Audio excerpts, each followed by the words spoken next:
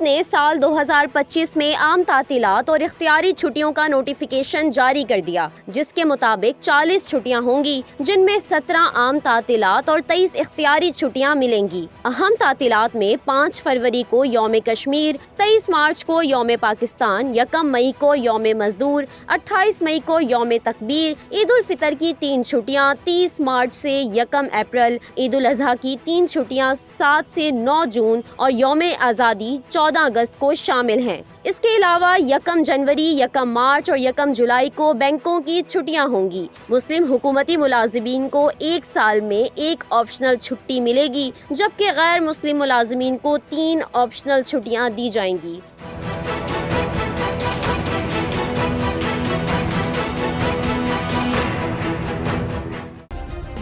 Subscribe کریں اور بیل دبائیں تاکہ کوئی خبر رہ نہ جائے۔